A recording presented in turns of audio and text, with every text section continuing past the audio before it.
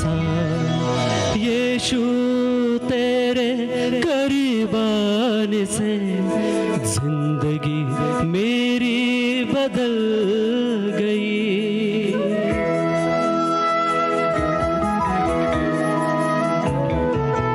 यीशु तेरे करीब आने से जिंदगी मेरी बदल गई।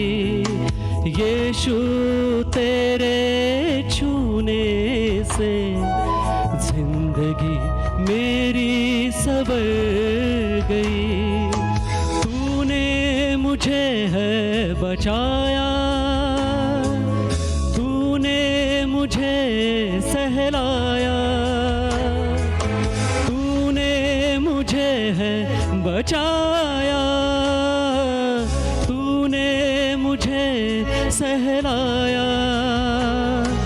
मैं धन्यवाद करता रहूँगा, यीशु धन्यवाद करता रहूँगा।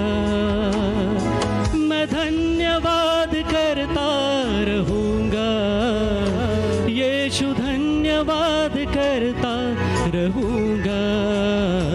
धन्यवाद धन्यवाद धन्यवाद धन्यवाद धन्यवाद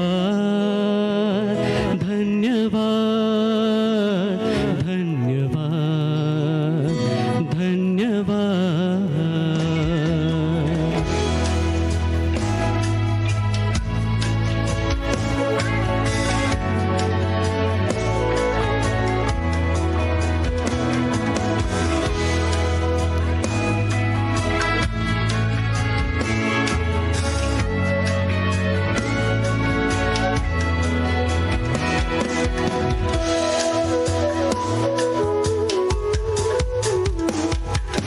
मैं जो पापों में डूबा हुआ था और जो तुझसे दूर हुआ था,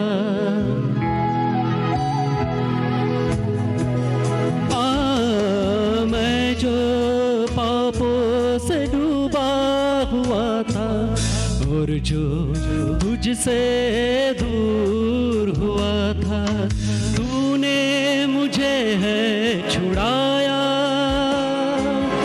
अपनी राह पर चलाया। तूने मुझे है छुड़ाया, अपनी राह पर चलाया। मैं धन्यवाद करता रहूँगा, यीशु धन्यवाद करता रहूँगा। मैं धन्यवाद करता रहूँगा, यीशु धन्यवाद करता रहूँगा। धन्यवाद धन्यवाद धन्यवाद धन्यवाद धन्यवाद धन्यवाद धन्यवाद धन्यवाद।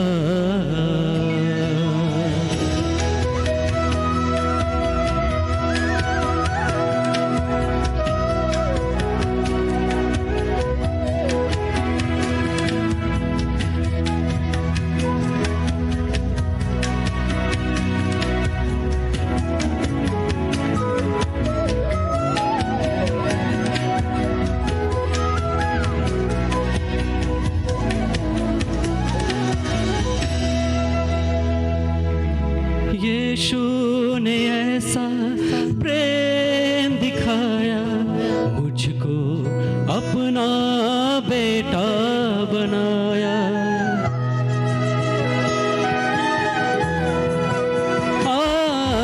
यीशु ने ऐसा प्रेम दिखाया, मुझको अपना बेटा बनाया। अपना लहू बहाया, जीवन नया दिलाया। अपना लहू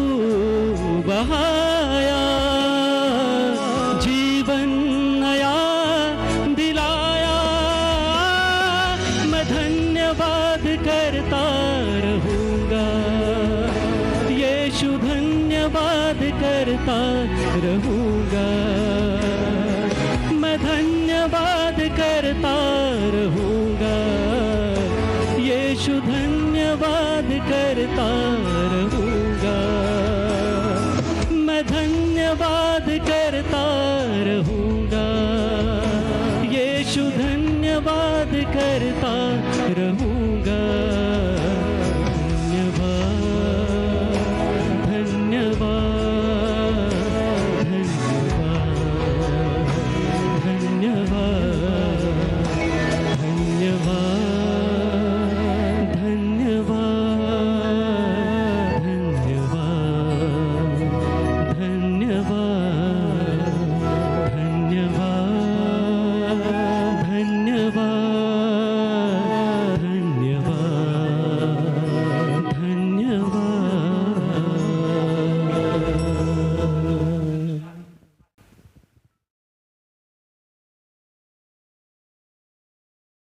सहा वचन 10 ते 15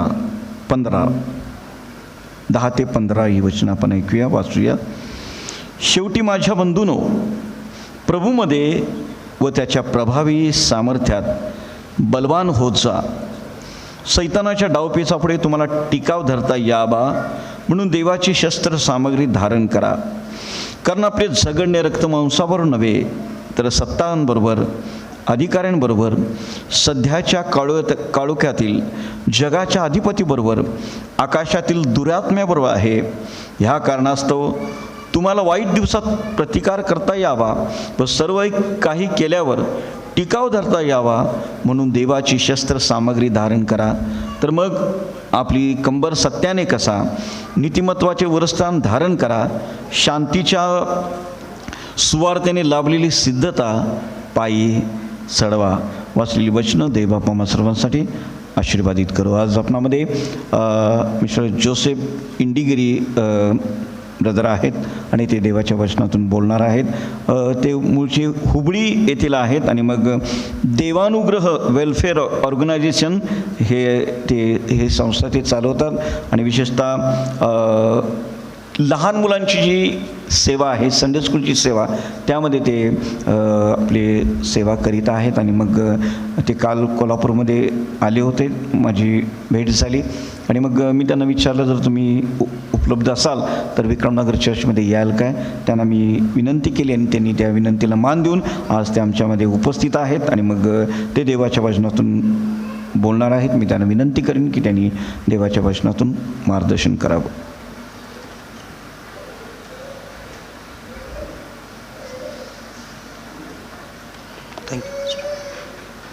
प्रार्थना करू.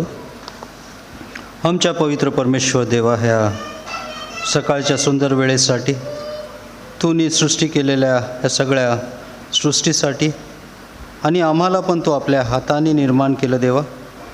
आणि आमच्या प्रेमाच्या खातीर तू आमचं चित्र आपल्या हातावर रेखाटलं आणि आमच्या पापाच्या चित्रामुळं तुझ्या हातात प्रभू क्रूसावर खिळे मारले गेले. होय देवा, आम्ही अयोग्य, अपात्र आणि प्रभू तुझ्या पुढं आम्ही काहीच नसताना तुम्ही केलेल्या सगळ्या उपकारासाठी आम्ही धन्यवाद देतो. विशेष करून आजच्या ह्या वचनात प्रभू मी नाही, तू बोल प्रभू. आणि हे वचन तुझं आहे, मी फक्त तोंड होऊन बोलण्यासाठी, तुझी जीभ आणि तुझं वचन मला ऐकण्यासाठी मदत कर. आणि आलेल्या सगळ्या तरुण मुलांसाठी, लहान बाळांसाठी आणि कुटुंबासाठी आणि भाऊबंधूसाठी आणि विशेष करून वयस्कर वयात असलेल्या आमच्या सगळ्या भाऊबंधीसाठी पण आम्ही प्रार्थना करतो. त्यांच्या कुटुंबात पण तू आशीर्वाद दे. येशूच्या नावाने मागतो म्हणून तो ऐक. आमेन. सर्वप्रथम मी परमेश्वर देवाचं धन्यवाद करतो आणि विशेष करून मी स्वयंसेवक म्हणून मुलांची मिनिस्ट्री करण्यासाठी महाराष्ट्रामध्ये कोल्हापूरमध्ये आलो होतो. आणि सुभाष वाघमारे पास्टर त्यांनी मला, सचिन पास्टर आणि आमचे संदीप थोरात सर आणि पालकांची त्यांनी नंबर्स दिले होते. आणि काल पूर्ण दिवस आम्ही समारिटन पर्स ह्या संडे स्कूल ट्रेनिंगमध्ये पण देवाने तिथं मला काही शिकण्यासाठी मला सहाय्य केलं. मी मूळचा सोलापूरचा जन्म माझं सोलापूर, मदर टंग हिंदी आहे आणि वडिलांचं गाव हुबळी धारवाड आहे. आणि 2004मध्ये मी अलाहाबाद बायबल सेमिनारमध्ये 2004 ते 2008 मी सेवेला गेलो होतो. आणि त्याच्यानंतर 1 वर्ष प्रिझन मिनिस्ट्री आणि राहिलेले सगळे म्हणजे आतापर्यंत मुलांच्यामध्ये मी सेवा करत आहे. सुरुवातीला त्याच्या अगोदर माझ्या जीवनात मी सगळ्या प्रकारचे काम करून ह्या ठिकाणीने आलेलो आहोत. उदाहरणासाठी दूध विकणं, चहा विकणं, न्यूजपेपर घालणं, सायकल रिपेअर करणं, सेल्समन होतो, सेल्स रिप्रेझेंटेटिव्ह होतो. आणि स्क्रिप्चर युनियन ह्या संस्थेमध्ये जवळजवळ मी 10 वर्ष काम केलं आणि असिस्टंट फील्ड सेक्रेटरी म्हणून माझी निवड होती. पण मी राजीनामा देऊन देवानुग्रह वेलफेअर मिनिस्ट्री हे स्टार्ट केलं. उद्देश काय की आजकाल धर्मांतरासाठी पुष्कळ समस्या येत आहेत आणि गव्हर्मेंटकडून मला एक सर्टिफिकेट मिळवण्यासाठी मी हे काम केलं. कारण मी गव्हर्मेंट स्कूलमध्ये पण जाऊन टीचर्स ट्रेनिंग, मुलांना ॲक्शन सॉन्ग, स्टोरी सांगणे, मॉरल स्टोरी सांगणे आणि बाटलीने किंवा क्राफ्ट वर्क करणे ह्याप्रमाणेचं मी काम करून देवाची सुवार्ता त्यांना कशी सांगता येईल ह्याचा मी प्रयत्न करत आहे. आणि स्वयंसेवक म्हणून मी आलेला आहे. आणि म्हणजे मला सपोर्ट कोण नाही, देव एकटाच आहे. आणि देवाच्या सहाय्याने मी इथं आलेलो आहो. आणि 2 दिवस झाले आणि पाळक साहेबांनी पण मला विनंती केली आणि त्यांनी मला बोलावलं, मला हे अवकाश दिलं, त्यासाठी मी त्यांना पण धन्यवाद देतो. आज मी जास्त वेळ न घेता आज आपण वचनात जाऊ. आजचं वचनाचं शीर्षक आहे आमचं युद्ध. आमचं युद्ध. आमच्या दैनंदिन जीवनात 4 प्रकारचे युद्ध आहेत. एक आहे मौखिक युद्ध म्हणजे ओरली, वादविवादाचं युद्ध. दुसरं आहे मेंटल युद्ध. आणि चौथं आहे इमोशनल भावनात्मक युद्ध. तिसरं आहे इमोशन युद्ध आणि चौथं आहे स्पिरिच्युअल युद्ध आणि म्हणजे आत्मिक युद्ध. आम्ही वादविवादाने जेव्हा पती पत्नी असू दे, भाऊ बहीण असू दे, कोण पण असू दे, ह्या वादविवादाने कोणाला पण समाधान मिळत नाही. एक जिंकला तरी पण मनात समाधान नसतं. आणि जरी मेंटल आम्ही डिस्टर्ब असलो तरी आम्हाला समाधान नसतं. भावनात्मक आम्ही जरी त्रस्त असलो तरी आम्ही समाधानात नसतो. म्हणजे हे कसं आहे, 2 गाडी, कार गाडी जेव्हा वादविवाद होतो तर दोन्ही गाडी ॲक्सिडेंट करून ते काय समजतात की माझी कार चांगली राहणार आहे आणि हे शक्य नाही. आणि त्यासाठी येशू ख्रिस्ताने पण 4 भूमीचं त्यांनी उदाहरण दिलं आहे की काही बी रस्त्यात पडले, काही बिया दारात पडले, काय दगडावर पडले, काही बिया काट्यात पडले आणि काही बिया चांगल्या भूमीत पडले. तर आज आमच्या जीवनात हे सगळे युद्ध होण्याचं कारण काय आहे? ह्याला कारण परिस्थिती आहे का मी आहे? आज मला एक प्रश्न इथं विचारू द्या. मी पुष्कळ चर्चमध्ये, ॲक्च्युली मराठी चर्चमध्ये मला मे बी आता 3रं 4थं किंवा 5वं 10च्या वर मी कुठं प्रीचिंग केलं नाही. 10 कारण मला कन्नड वाचता येत नाही. तिथं जाऊन मी कन्नडमध्ये प्रीचिंग करत होतो.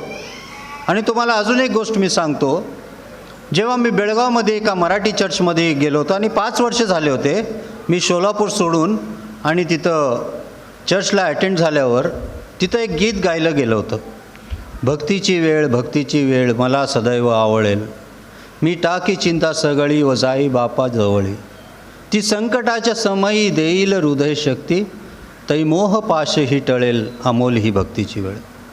माझ्या प्रियानो, हे गाणं तुम्हाला ऐकून काही वाटणार नाही, पण जेव्हा मी हे 5 वर्षांनी हे गाणं ऐकलं तर माझ्या डोळ्यातनं पाणी यायला सुरू झालं ह्याचं गाणं ऐकून. तर आज जेव्हा आम्ही देवाच्या वचनात ऐकण्याच्या अगोदर जेव्हा आम्ही गीत गातो नारायण वामन टिळकांचे किंवा दुसऱ्यांचे सगळ्यांचे गीत गातो, त्यांनी बायबलच्या आधारित त्यांनी गीते लिहिलेले आहेत. खरोखर आम्ही तोंडाने गातो का मनाने गातो हा प्रश्न आपल्याला विचारायला पाहिजे. आणि एक दिवसा जबेकुमार म्हणून एक मोठे एक सेवक आहेत आणि त्यांना कोणी तर रक्त विचारलं की माझ्या मुलाला तुम्ही रक्त द्या म्हणून. आणि पाळकसाहेबांची म्हणजे इच्छा नव्हती की रक्त द्यावं. आणि थोड्या वेळेस त्यांनी म्हटलं मला देता येत नाही, माझं वय झालेलं आहे म्हणून सांगितल्यावर.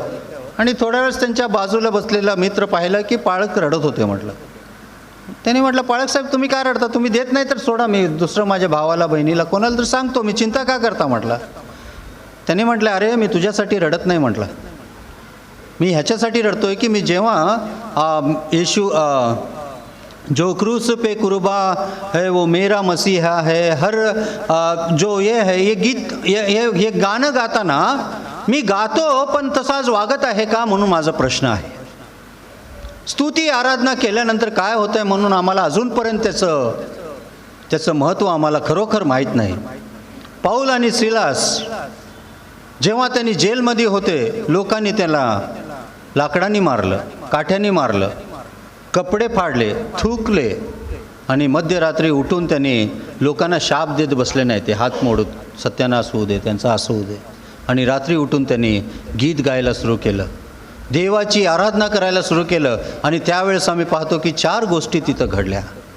जेव्हा आम्ही स्तुती आराधना आपल्या मनाने, बुद्धीने, ज्ञानाने आणि सर्व शरीराने करतो, त्यावेळेस काय होतं माहीत आहे का? त्यावेळेस आम्ही पाहतो की भूकंप झालेला आहे आणि त्यांच्या हातातल्या असलेल्या बेड्या सगळ्या तुटून गेलेल्या आहेत. जेलचे सगळे दरवाजे उघडले गेले आहेत. आणि जो शत्रू, ज्या पोलिसांनी त्याला मारलं होतं, तो पायात येऊन पडून म्हटला माझं रक्षण होण्यासाठी मी काय करू. माझ्या प्रिय भावा बहिणींनो, देवाच्या वचनात, देवाच्या आराधनेमध्ये, देवाच्या स्तुतीमध्ये ती शक्ती आहे. एरिकोची जी भिंत होती ते पडायचं कारण काय होतं? 6 दिवस त्यांनी फेऱ्या मारल्या आणि 7व्या दिवशी 7 वेळा फेऱ्या मारल्यावर जोराने त्यांनी जयघोष केला आणि त्या मोठी भिंत ज्याला कोणी JCB पाडू शकत नव्हती, त्या भिंती पडून गेल्या. आम्ही खरोखर अशा प्रकारची स्तुती आराधना करत आहोत का? लोकांना दाखवण्यासाठी करतो का? मला मी प्रसन्न करण्यासाठी मी करतो का? आज मी इथं आलेलो आहो ते तुम्हाला प्रसन्न करण्यासाठी मी आलेलो आहो का? आणि पाऊल म्हणतो की गलातीकरास 1:10 मध्ये लिहितोय की तो म्हणतो की मी जर आतापर्यंत मनुष्याची प्रशंसा करण्यासाठी मी जर प्रसंग किंवा वचन सांगत असेल तर मला हाय. आणि 2:20 मध्ये तो म्हणतो की आता मी पाऊल क्रूसावर आहे, मी क्रूसावर आहे. लोक म्हणत आहे अरे तू तर प्रीचिंग करत आहे, तू कुठं क्रूसावर आहे? त्याने म्हटला मी क्रूसावर आहे, मी नाही, येशू ख्रिस्त माझ्याद्वारे बोलत आहे. आज माझ्या आणि तुमच्याद्वारे येशू ख्रिस्त बोलतो आहे का? किती लोकांनी बायबल कंप्लीट एक वेळेस वाचलं? व्हेरी गुड मा, गॉड ब्लेस यू. 2 वेळेस वाचलं, 3 वेळेस, 4 वेळेस, 5 वेळेस, 6 वेळेस. आणखी किती वेळेस वाचलं? 5-7 म्हणजे जवळजवळ 10च्या आत त्यांनी वाचलं. देवाला स्तोत्र व्हा. आणि बिलीग्राम अंकलला विचारलं, अंकल तुम्ही बायबल किती वेळेस वाचलं? त्यांनी म्हटलं 150 वेळेस वाचलो. म्हटलं अरे अंकल तुम्ही तर बायबल भरपूर वाचलं, तुम्हाला तर लय समजलं असेल, त्यातलं सारांश मला सांगता का म्हटलं. त्याने म्हटलं बाळ मला अजून कळालं नाही, अजून मी वाचत आहे. बिलीग्राम अंकल वर्षाला 4 वेळेस बायबल वाचत होते. आणि माझ्या तरुण मुलांनो आणि मुलींनो, तुमच्यासाठी एक वचन मी देतो, लिहून घ्या, घरी जाऊन तुम्ही वाचा. स्तोत्रसंहिता 119 आणि त्याचं 98, 99 आणि 100 त्याच्यात लिहिलं आहे की मी तुम्हाला वैऱ्यापेक्षा जास्त तुम्हाला बुद्धी देईल. दावीद म्हणतो, माझ्या शत्रूपुढं तुम्हाला ताट वाढलेलं आहे. मी तुम्हाला शिक्षकापेक्षा तुम्हाला जास्त नॉलेज देईन. किती शिक्षक आहेत तुमच्या स्कूलमध्ये? 7,000 असू द्यावं, देव त्याच्यापेक्षा जास्त तुम्हाला नॉलेज देणार आहे. आणि 100 वचनमध्ये 119 100मध्ये लिहिलं आहे की मी तुम्हाला वयस्कर लोकांच्या पेक्षा मी तुम्हाला जास्ती बुद्धी देणार आहे. तर का देवाचं वचन ऐकत नाही आम्ही? धन्य तो पुरुष जो दुर्जनाच्या मार्गात तो चालत नाही, थांबत नाही, बसत नाही. पापासाठी तो हँडिकॅप होतो, तो चालत नाही, बसत नाही, थांबत नाही. आणि 119:32मध्ये लिहिलं आहे की तो धावतो. आणि पौल म्हणतो की तो जीवनाचा मुकुट मी मिळवण्यासाठी मी आज धावत आहे. आज किती लोक त्या मुकुटासाठी धावत आहे का जागतिक विचारासाठी आम्ही धावत आहोत? ख्रिश्चनचं स्पेलिंग काय? ख्रिश्चनचं स्पेलिंग काय? CHRISTIAN.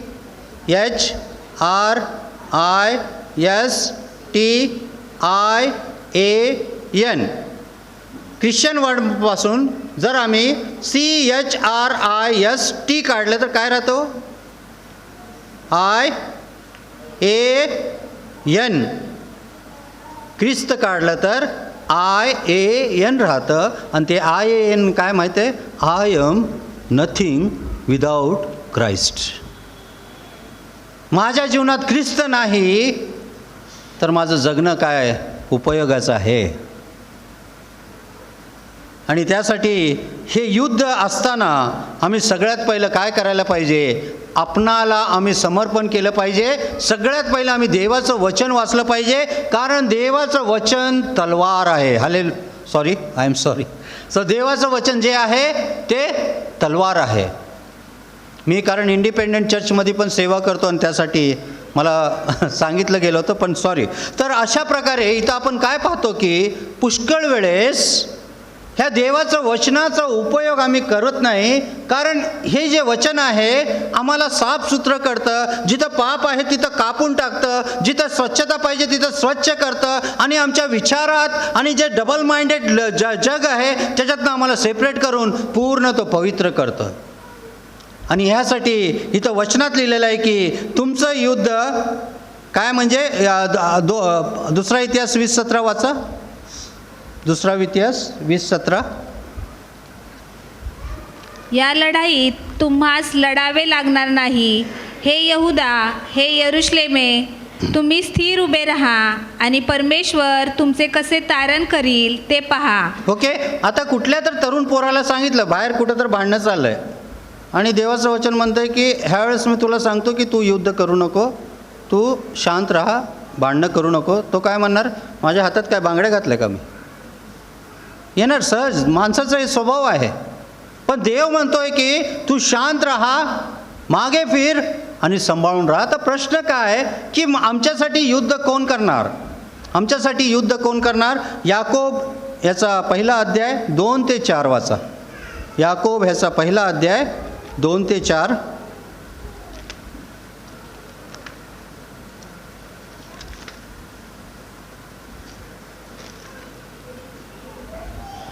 माझ्या बंधूंनो, नाना प्रकारच्या परीक्षांना तुम्हाला तोंड द्यावे लागते, तेव्हा तुम्ही आनंदच माना. तुम्हास ठाऊक आहे की तुमच्या विश्वासाची पारख उतरल्याने धीर उत्पन्न होतो. आणि धीराला आपले कार्य पूर्ण करू द्या, यासाठी की तुम्ही कशातही उणे न होता तुम्हाला अखंड परिपूर्णता प्राप्त व्हावी.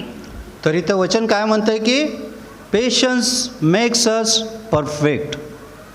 Patience makes you give the success.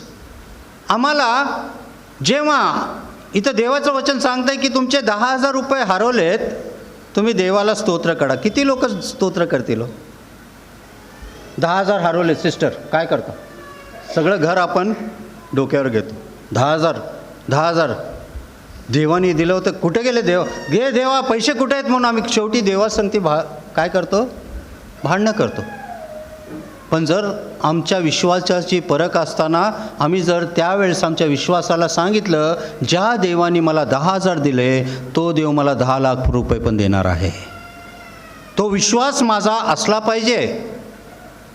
आणि विश्वास नसला तर आमचा काही उपयोग नाही. पुढं आपण पाहणार आहे की विश्वासाविना आम्ही काही करू शकत नाही. इब्री पत्रिका, इब्रूचं पत्रिक, इब्री त्याचं 11मध्ये 1 वाचा. विश्वास हा आशा धरलेल्या गोष्टींविषयीचा भरवसा आणि न दिसणाऱ्या गोष्टीबद्दलची खात्री आहे. ओके, विश्वास काय आहे? न दिसणाऱ्या गोष्टी मला मिळणार आहेत, मी ह्याच्यावर विश्वास ठेवतो. ओके, तर सगळ्यात पहिलं विश्वास ठेवणं. डाळ तयार करता तुम्ही घरात? डाळ काय काय घालता तो डाळीत? विचारू बोल विचारतो ना. ओके, डाळीत काय काय घालतो? ओके, डाळ शिजवता, टमाटे घालता, कोणी कांदा घालतं आहे, कोणी कोथिंबीर घालतं आहे, आणि ते शिजवल्यानंतर काय करता? नंतर तुम्ही असंच करता ना? बघा, माझी डाळ चुकली तर सांगा. आणि नंतर तेल घालता आणि जिरा, मोहरी, कढीपत्ता आणि लसूण घालून नंतर ती डाळ त्या तेलात घातल्यानंतर फस आवाज येते सगळ्या खिडक्यातून, ते वास बाहेर जाऊन लोक म्हणतात, वहिनी डाळ केली का हो, वास चांगला आला आहे. तर आज आफ्रिका देशमध्ये कसं डाळ करतात कोणाला माहीत आहे? माहीत आहे का नाही? हो या नाही? नाही. तर आफ्रिका देशातली डाळेवर अथवा डाळ कशी करतात मला माहीत नाही, त्याच्यावर माझा विश्वास नाही. आम्ही कोल्हापूरमध्ये कशी डाळ करतो ते मला माहीत आहे. विश्वास म्हणजे माहीतच नाही. ओके, अजून एक वचन वाचा. 11 त्याच्यातच हिब्रू 11:6. आणि विश्वासा वाचून त्याला संतोषविणे अशक्य आहे, कारण देवाजवळ जाणाऱ्याने असा विश्वास ठेवला पाहिजे की तो आहे आणि त्याचा शोध झटून करणाऱ्यांना तो प्रतिफळ देणारा आहे. देवाला स्तोत्र होऊ दे. तर जो त्याला शोधतो त्याने अशा प्रकारे जायला पाहिजे की तो आहे. He is there, he is available. Yeshu Khrist काय म्हणतो की जिथे 2 किंवा 3 आहे तिथे मी आहे. आज येशू ख्रिस्त तिथं आहे. आणि येशू ख्रिस्ताला एक दिवशी एक फरीसी येऊन म्हटला की देवाचं राज्य कुठं आहे? तेव्हा येशू ख्रिस्त त्याला लूका 17:20 त्याला काय म्हणतो की देवाचं राज्य इकडं आहे तिकडं आहे, असं समजू नका, देवाचं राज्य तुमच्यामध्ये आहे. आणि देवाचं राज्य कोण आहे? बायबलमध्ये नाही आहे, पण मी म्हणतो की येशू ख्रिस्त स्वतः देवाचं राज्य आहे. कारण जिथं राजा नाही तिथं राज्य नाही. आणि त्यासाठी आम्ही जेव्हा देवाकडे येतो तो आहे असा विश्वास आम्ही ठेवला पाहिजे. आणि विश्वास मिळवण्यासाठी आम्हाला काय केलं पाहिजे? रोमन्स 10:17 लिहिलेलं आहे की विश्वास ऐकण्याने वाढतो. वचनात वाढण्या म्हणजे प्रत्येक दिवशी तुम्ही वचन जर वाचत असाल तर तुमचा विश्वास वाढणार आहे. हो, आज आम्ही 10वीचे मुलं असतील, 12thमध्ये पास झालेले मुलं असतील, आज पहिलीपासून आतापर्यंत एवढे पुस्तकं तुम्ही वाचले असतील. पण हे बायबल मी कंप्लीट वाचलं नाही, तर आज मी कोणाला जास्ती महत्त्व देतो? एज्युकेशन, शिक्षण महत्त्वाचं आहे. ते तुम्हाला बाहेरून कार, बंगला, गाडी सगळं काही देईल, पण आत्मिक जीवन तुमचं आतून चांगलं नाही. म्हणजे झाड वरून चांगलं आहे, आत कीड लागलेली आहे आणि ते झाड पूर्ण टिकणार नाही. पैसा सगळ्या वेळेसच चांगला असणार नाही. आणि त्यासाठी आम्ही ह्या जगात असताना देवाचं वचन किती वेळेस वाचलेलं आहे आणि जे काही वाचलेलं आहे किती लोकांना आम्ही सांगितलेलं आहे. आणि त्यासाठी आमच्या जीवनात सगळ्यात पहिलं आम्ही विश्वास ठेवलं पाहिजे. आणि सेकंड थिंग्स आपण आत्ता पाहिलं की आमच्या विश्वासाची पारख झाल्याने आम्ही परफेक्ट किंवा आम्ही सिद्ध होतो, आम्ही परिपूर्ण होतो. आणि त्यासाठी आमच्याकडे काय असलं पाहिजे? पेशन्स, धीर आणि धैर्य असलं पाहिजे की खरोखर देव देणार आहे. कारण देवाने ज्याने आज मला जीवन ठेवलं आहे तो देव माझ्यावर प्रेम करतो आणि त्याच्यासाठी माझ्या गरजा तो देणार आहे आणि मी त्याच्यावर किंचितही अविश्वास ठेवणार नाही. आणि अजून एक वचन बघा, निर्गमन त्याचं 14:14.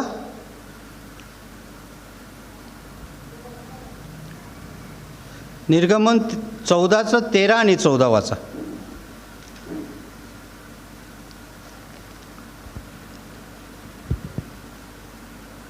मोशे लोकांना म्हणाला, भिवू नका, स्थिर उभे राहा आणि परमेश्वर आज तुमचे जे तारण करील ते पहा. कारण ज्या मिस्री लोकांना तुम्ही आज पाहत आहात ते पुन्हा कधीही तुमच्या नजरेस पडावयाचे नाहीत. परमेश्वर तुम्हासाठी लढेल, तुम्ही शांत राहा. ओके, तर कोण लढणार आहे आमच्यासाठी? हो, परमेश्वर लढणार आहे. मी काय करायला पाहिजे? क्रिकेट मॅच बघायला पाहिजे. क्रिकेट मॅच कसं? एक पॉपकॉर्न घ्या आणि आत्म्यात विचार करा की तिथं देवाचा आत्मा आणि सैतान युद्ध करत आहे. मी पॉपकॉर्न खात आहे. शांत रहा. बघा हे वाक्य यशाया ह्याचं 30वा अध्याय 15वं वचन. यशाया 30:15. कारण प्रभू परमेश्वर इस्रायलाचा पवित्र प्रभू म्हणाला, मागे फिरणे व स्वस्थ राहणे यात तुमचा बचाव आहे. शांतता व श्रद्धा यात तुमचे सामर्थ्य आहे. तरी तसे तुम्ही करीत जा. ओके, तर इथं काय म्हणतो की देव म्हणतो, यहोवा परमेश्वर काय म्हणतो की तुम्ही मागे या, शांत राहा, तुमचा उद्धार त्याच्याने होणार आहे, तुमचं रक्षण त्याच्याने होणार आहे. आणि आम्ही फार वेळेस काय करतो? चंचलता आम्ही दाखवतो, पुढं आम्ही करायला जातो. हे देवाला पसंत नसतं. आणि त्यासाठी मागं हटणं आणि शांत राहणं हे काय आहे? आमचा उद्धार आहे. आणि पुढं ह्याच्यात लिहिलं आहे की शांत राहून भरोसा ठेवणं हे वीरतेचं चिन्ह आहे किंवा एक बलाचं किंवा एक सामर्थ्याचं जीवन आहे. आणि शांत राहून भरोसा आम्ही ठेवलं पाहिजे. ट्रस्टमधनं आम्ही जर टी काढून टाकलं तर आमचं जीवन रस्ट होणार आहे. आणि त्यासाठी आम्ही काय करायला पाहिजे? विश्वास ठेवला पाहिजे. का आम्ही विश्वास ठेवला पाहिजे? आता या बघू इफिशियन्स 6:12 मध्ये. एफेस 6:12.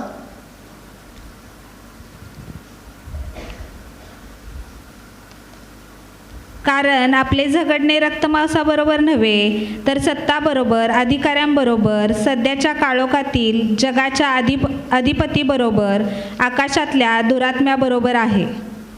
तर आमचे झगडणे रक्त मांसाची संगती नाही आहे. माझ्या भाऊ बहिणींनो, वडीलधाऱ्या लोकांनो, आमचं भांडण पत्नी पती संगती नाही, मुला संगती नाही, ते रक्तमांस आहेत. तर आमचं युद्ध कोणाच्या संगती आहे? अधिकाऱ्यांसंगती. आमचं स्टँडर्ड ऑफ लेवल, या बाप्तिस्मा देणारा योहान जेव्हा हेरोदच्या मुलीने डान्स केला तर तिने काय मागितलं? राजा तिला काय देतो म्हणून सांगितलं होतं? अर्ध राज्य देतो म्हणून सांगितलं होता. अर्ध राज्य देतो, पण तिने काय मागितलं? योहानाचं शिर पाहिजे, मला डोकं पाहिजे म्हटलं.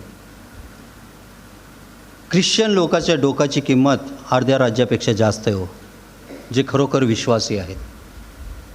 आणि त्यासाठी इथं आम्ही वचनात पाहिलं आहे की आमचं जे युद्ध आहे ते रक्त मांसासंगती नाही, अधिकाऱ्या संगती आहेत. कारण येशू ख्रिस्ताने पण म्हटलं की जेव्हा तुम्हाला हे राजा अधिकारी पकडून घेऊन जातील तेव्हा तुम्ही काही बोलू नका, पवित्र आत्मा तुमच्याद्वारे बोलणार आहे. तुम्ही आपली बुद्धी, आपली शक्ती, स्वबुद्धीमेले तुम्ही स्वतःच्या बुद्धीवर तुम्ही आधार न घेता तुम्ही संपूर्ण मनाने देवावर तुम्ही भरोसा केला पाहिजे, थांबलं पाहिजे, त्याच्यासाठी थांबलं पाहिजे. आम्ही युद्ध करायला नाही जायला पाहिजे, कारण देव थांबल्यानंतर आम्हाला प्रतिफल देणार आहे. त्याचा रिवॉर्ड जे आहे, without obedience no commandment will be fulfil.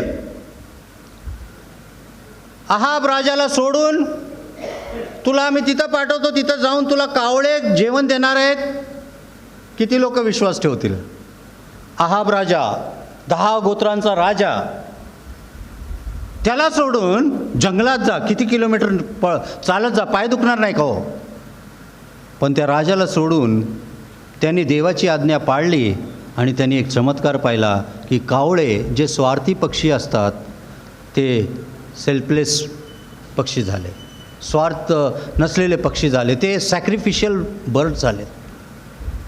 आणि अशा प्रकारे पुढं आम्ही जेव्हा पाणी संपलं तर देव त्याला कुठं पाटीलकडे पाठवलं नाही, त्या विधवेकडे जाऊन, जिथं ती विधवा राहत होती, 3.5 म्हणजे पाऊस येणार नाही म्हणून माहीत होतं, त्या विधवेला जाऊन म्हटला, बाई थोडं जाऊन पाणी आण. ती जात होती. पाणी ना ठीक आहे, थोडंसं आहे, एक अर्धा घागर पाणी आहे, थोडंसं देऊ, काय काय हरकत नाही. आणि जाताना तिने पाठमोर केल्यानंतर, बाई एक काम कर, तसंच जाताना एक कोर थोडं मला भाकरी पण घेऊन ये.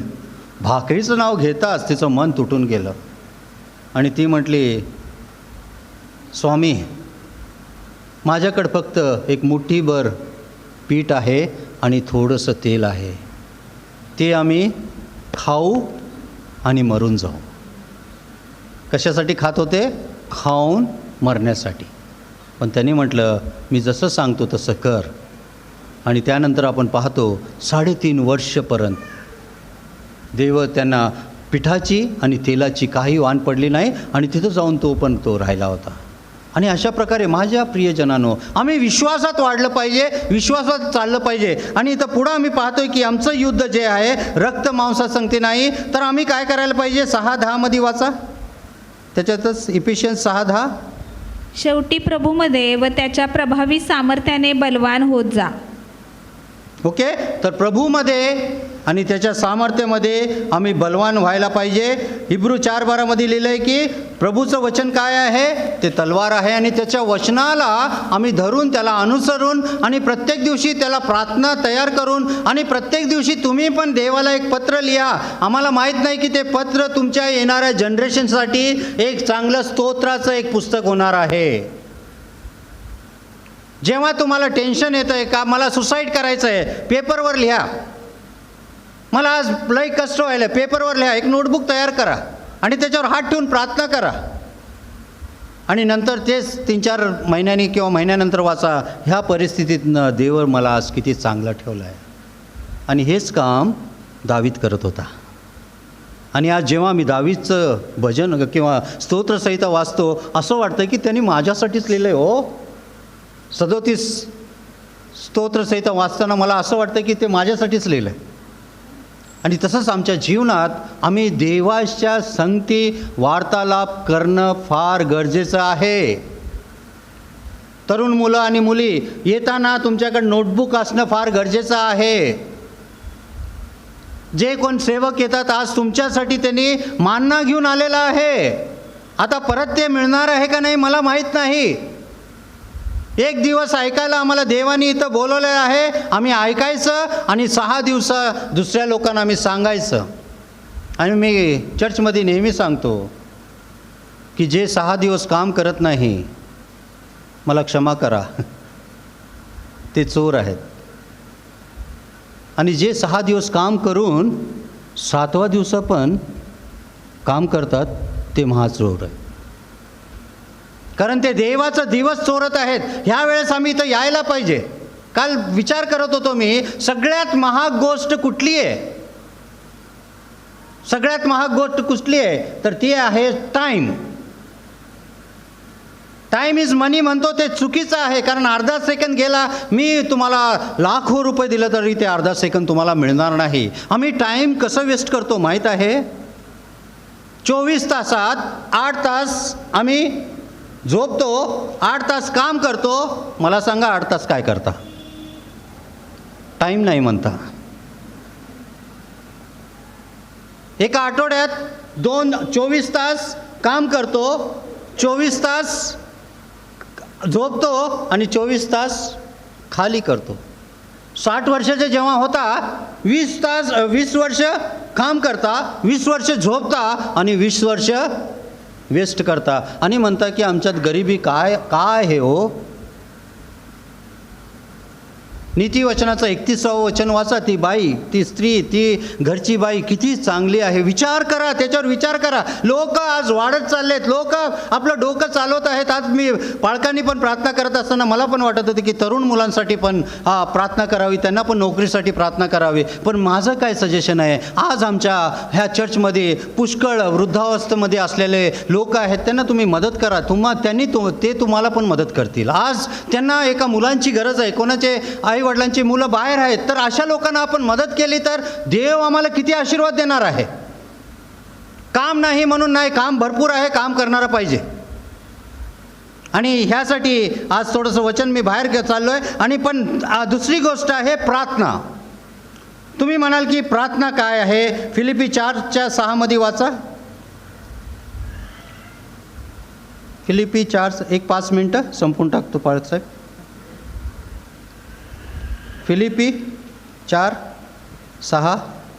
कशाविषयीही चिंताक्रांत होऊ नका, तर सर्व गोष्टीविषयी प्रार्थना व विनंती करून आभार प्रदर्शनासह आपली मागणी देवाला कळवा. ओके, तर प्रार्थना काय आहे? प्रार्थना आम्हाला सुटका आहे. किती लोक किती प्रार्थना करतात मला माहीत नाही, पण चर्चमध्ये किंवा कुठं तर सभेमध्ये जाण्यासाठी प्रार्थना केली तर फार मोठी प्रार्थना करतात. संडे स्कूलमध्ये फक्त लहानशी प्रार्थना करायला पाहिजे. मुलांना जे समजते तेवढंच आम्ही केलं पाहिजे. संडे स्कूल मुलांना शास्त्री फरिसीसारखं मोठं भाषण द्यायची गरज नाही. त्यांच्यासाठी आम्ही त्यांच्यासारखं व्हायला पाहिजे. कारण येशू ख्रिस्त म्हटलं की जोपर्यंत तुम्ही बाळकासारखे होत नाही तोपर्यंत तुम्ही स्वर्गाच्या राज्यात जात नाहीत. आणि टीचरला बी मी नेहमी म्हणतो की तुम्ही जे मुलांची सेवा करत आहात त्या मुलांच्या सेवेने तुम्ही मुलांवर उपकार करत आहात का मुलं तुमच्यावर उपकार करत आहेत? पुष्कळ लोकांचं म्हणणं काय की आम्ही म्हणजे टीचर लोक त्यांच्यावर उपकार करतात. मी म्हणतो नाही, कारण येशू ख्रिस्त म्हणतो की ते लहान बाळ आम्हाला शिकवतात की स्वर्गाच्या राज्यात कसं प्रवेश केलं पाहिजे. आणि त्यासाठी आम्हाला गर्व नसलं पाहिजे, अजून नम्र व्हायला पाहिजे. देवा मला शिकव. आणि ह्यासाठी आता आम्ही पाहिले की प्रार्थनेने काय होतं. तुमचा प्रश्न असेल तर दावीदाला प्रार्थनेच्या कारणाने त्याला म्हटलं होतं की 30 दिवस कोणी प्रार्थना करायची नाही, तर त्यांनी 90 टाइम्स त्यांनी प्रार्थना केली, सकाळी संध्याकाळी दुपारी. आणि प्रार्थनेच्या कारणाने त्याला सिंहाच्या गुहेत घातलं आणि प्रार्थनेच्या कारणाने तो सिंहाच्या गुहेतून बाहेर आला. शद्रक मेशक ओबेदनगो, तुम्ही आराधना करायची नाही, तुम्ही राजाची आराधना करायची. आणि त्या आराधनेच्या द्वारे त्यांना आराधना केली नाही म्हणून आगीत घातलं आणि येशू ख्रिस्त स्वतः येऊन त्यांचं रक्षण करून आणि त्या आराधनेच्या कारणाने त्यांनी बाहेर आले. एस्तेर जेव्हा ती कष्टात होती त्यांनी बाहेर जाऊन त्यांनी स्ट्राईक केलं नाही की आम्हाला यहुदी लोकांना मारायलेत, हे करायलेत, तुम्ही मदत करा, हे करा. नाही, तर येशू ख्रिस्त काय म्हटलं की जेव्हा तुम्ही प्रार्थना करता तुम्ही आपल्या घरात जा, दरवाजा बंद करा, गुप्तमध्ये असणाऱ्या देवाला प्रार्थना करा. गुप्तमध्ये म्हणजे तुमच्या हृदयाला तो मजबूत करणार आहे. आणि त्यासाठी माझ्या भावा बहिणींनो, देवाचं वचन, प्रार्थना आणि पवित्र आत्मा. पवित्र आत्मा कसं येतो? योहान 14:15 वाचा. योहान 14:15 आणि 16.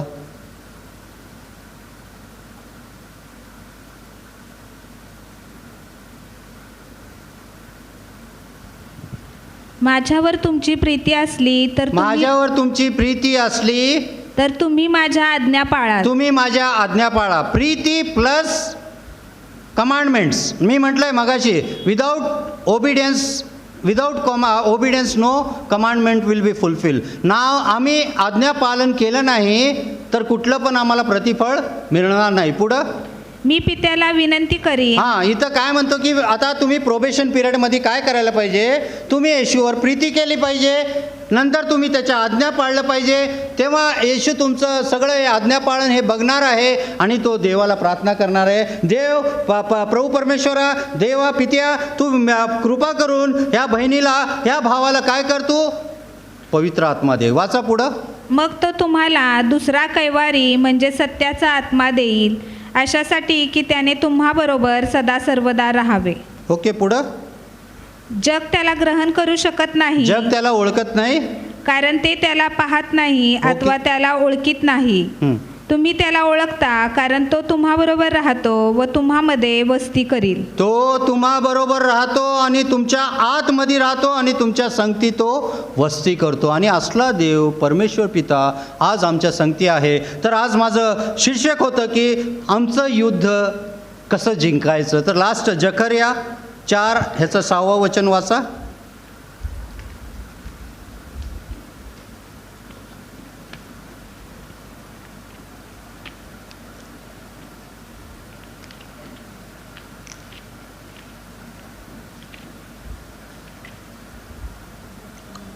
अध्याय जकर्या 4 त्याचं 6वं वचन.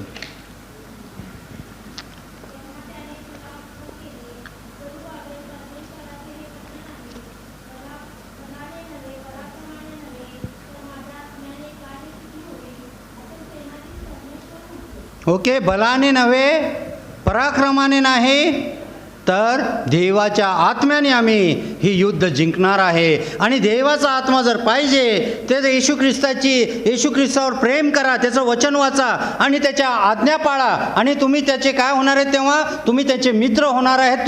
तुम्ही पापाचे दास राहणार नाही, तर तुम्ही त्याचे मित्र होणार आहे. आणि तेव्हा काय होणार आहे की आमचं युद्ध जे आहे रक्त मांसा संगती नाही, कुठल्या व्यक्ती संगती नाही, कुठल्या पण सृष्टी संगती नाही, पण अधिकारी जो संगती आहे आणि अंधकाराच्या शक्ती संगती आहे आणि आकाशातील सगळे फिरणाऱ्या दुरात्म्या संगती आहे. माझ्या प्रिय भावा बहिणींनो, तुम्ही आकाशातल्या दुरात्म्या संगती कसं फाईट करणार? त्याला एकच उत्तर आहे, प्रार्थना, पवित्र आत्मा. देवाचं वचन आणि प्रार्थना आणि वाक्य जेव्हा दोन्ही संगती जातात त्यावेळेस पवित्र आत्मा तुमच्या जीवनात येतो. आणि 5 वर्षात बायबल कंप्लीट वाचा. पहिल्या वर्षी डोळ्यांनी बायबल कंप्लीट वाचा. दुसऱ्या वर्षी तुमच्या तोंडाला प्रोनाऊन्सिएशन यायला पाहिजे असं वाचा. तिसऱ्या दिवशी तुमच्या कानाला त्याचं ध्वनी यायला पाहिजे. आणि 4थ्या वर्षी तुमच्या श्वासात पवित्र आत्मा किंवा तो देवाचं वचन आलं पाहिजे. आणि 5व्या वर्षी ज्याच्यावर तुम्ही हात ठेवून प्रार्थना करता त्यांचं जीवन बदललं जाणं पाहिजे. आणि हे होणार, कारण जे बायबल आज माझ्या हातात आहे तेच बायबल बिली ग्राहम अंकलच्या हातात पण होतं. हालेलुया. तेच बायबल तुमच्याकडं आहे. आणि हे बायबल आमच्याकडं कसं आलं ह्याचे तुम्ही जोन्स म्हणून एक मुलगी आहे त्याच्यात तुम्ही बायबल सोसायटीच्या स्टोरीमध्ये तुम्ही वाचा. हे बायबल आमच्या पायात कुठं पण असतं आहे, पण हे एक बायबल आम्हाला कसं मिळालं ह्याची कहाणी तुम्ही वाचलं तर ह्या बायबलची किंमत आम्हाला कळेल. म्हणून आमचं युद्ध जे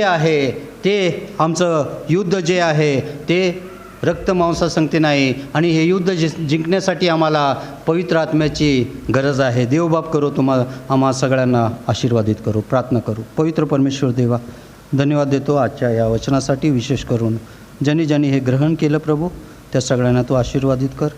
आणि जर मी प्रभू तुझ्या आत्म्याला खेदित केलं तर मला क्षमा कर. आणि खरोखर मी देवाचं वचन आज सांगितलं तर त्याचं प्रतिफल प्रभू प्रत्येकांच्या जीवनात ते पाहण्यासाठी दाखवण्यासाठी मदत कर. येशूच्या नावाने मागतो म्हणून तो ऐक. आमेन.